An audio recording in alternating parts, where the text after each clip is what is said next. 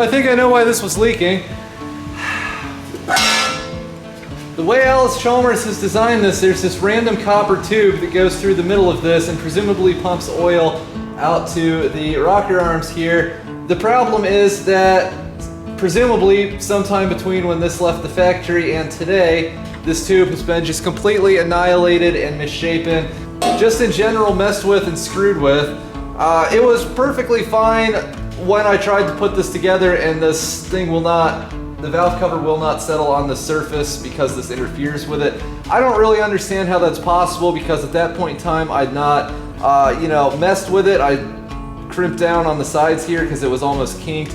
I think someone's messed with this, and it is just all sorts of mangled and destroyed. I tried to push it over this side a little bit, but there's not enough give there.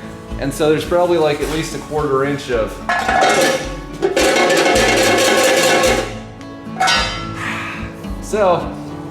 we have to make a new one of these. I mean, I guess theoretically we could straighten it out, but as you guys can see, this thing, it was destroyed when I found it, and I didn't really make it much better. So we gotta close everything up and go to the store and buy some of this copper stuff and try to fabricable a new one of these. I guess the design is fine, but it's just, if people would actually make an attempt to size things properly, like I think the problem is whoever made this replacement tube, I'm guessing it's a replacement tube, whoever made it like probably 1/2 inch too long. So there's all this extra tube which has to go different ways. And that's why it's kinked over like this. This is how this side was until I straightened it out a little bit. So these things have been probably starved for oil for 30, 40 years. I don't know, if someone would have just made this the right size in the first place, the top of this engine would have been adequately lubricated, and now we wouldn't have to be dealing with it, but that's just too friggin' difficult, so we have to do, if you want it done right, you have to do it multiple times yourself. That's what the saying goes.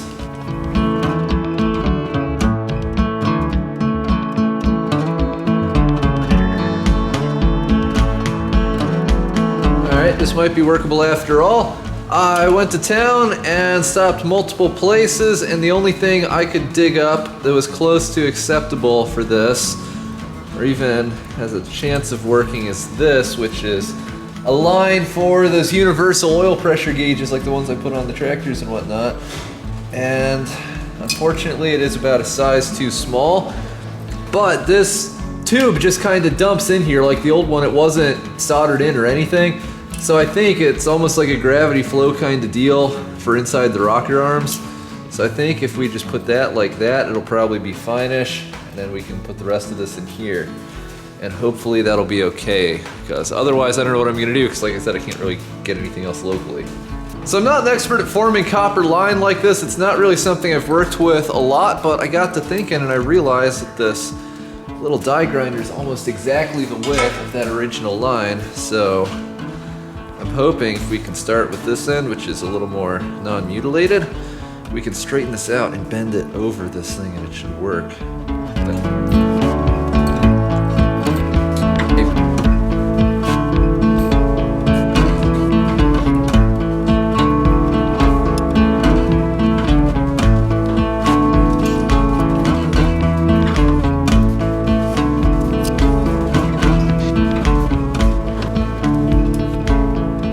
I think we're in business. I think that's what we need.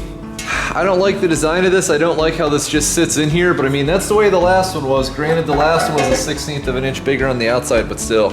Hey, check it out. Now this thing goes in place properly. Wow. I think I just fabricable my way into success on this one.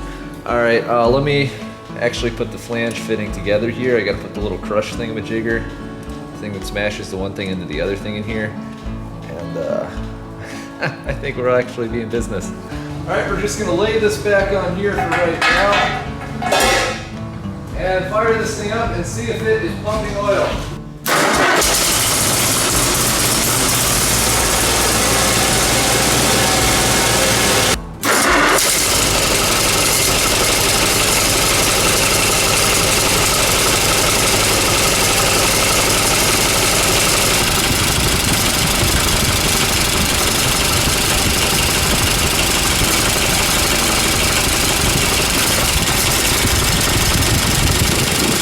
It's still running a little rough. I got a manifold leak. I've ordered manifold gaskets, but they're not here yet.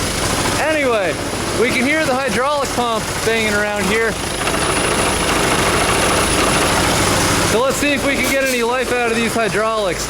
Now the manual does tell you how to adjust these, but figure we'll see what happens here first.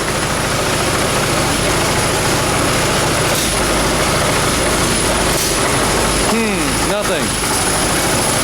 So the way Alice Chalmers has designed this, that hole up there is the way that oil enters the rocker arm assembly on this engine, and it's literally just a hole that a copper line dumps into.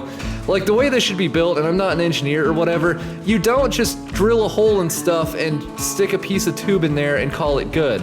And what do I know, because this machine has lasted this long, but the way this really should be done is there needs to be a fitting there. That way, all the oil would actually go into this thing, and then it would splooge out where the individual rocker arms are, and then down everywhere that it needs to go and get splashed around in here, and then drill these holes here smaller than these holes to compensate for the loss of pressure throughout the distance of this rocker arm assembly. But like I said, that's the way it's been for 50, 60 years at this point.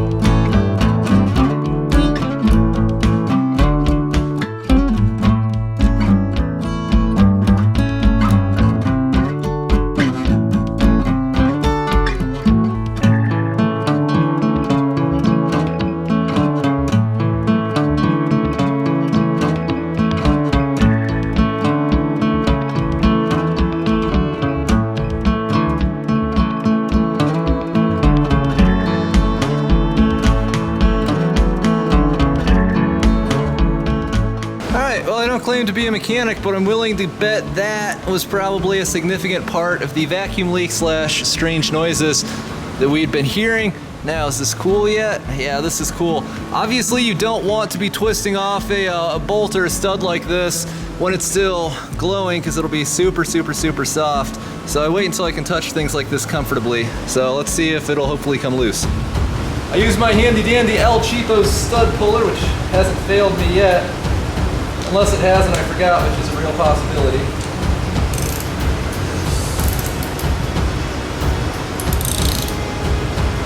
Hey, it's loose.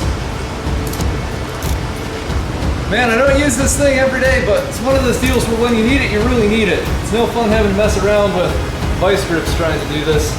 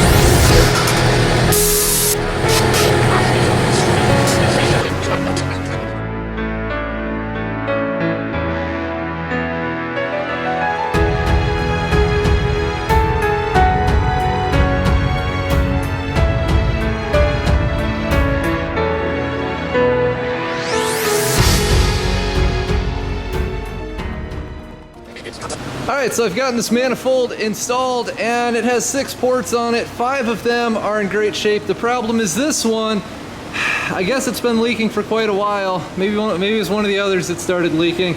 But this one's evidently been leaking for quite a while because there was probably a solid 1/8 inch of pitting underneath this thing, and I don't know how well you can see it on camera, but in person, yeah, see, you can see light through there. So this thing's gonna have an exhaust leak. It means this manifold is shot. The other thing is, I don't care how many people on the internet, on the collectors pages and whatnot, say to just set the valves on this thing cold. You know, that's just a really bad idea, because what happens is we set the valves on this thing cold, then the engine comes up to temperature and the dimensions on the parts change due to heat. So we're gonna recheck this. I'm not a mechanic, but I'm not willing to accept that. So we got to fire this thing up and see what happens. Set some choke there, and let's see. Can never be too safe. Oh, a little less choke.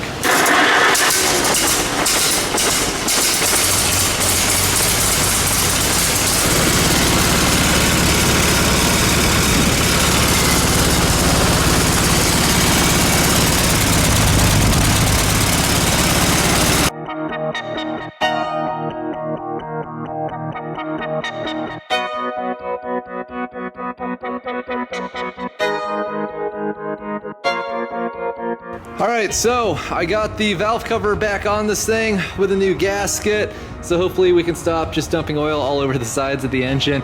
But putting this on here loose while I was waiting for the engine to warm up did actually contain most of the oil, because otherwise, I mean, it goes feet in every direction because it gets blown backwards by this radiator fan.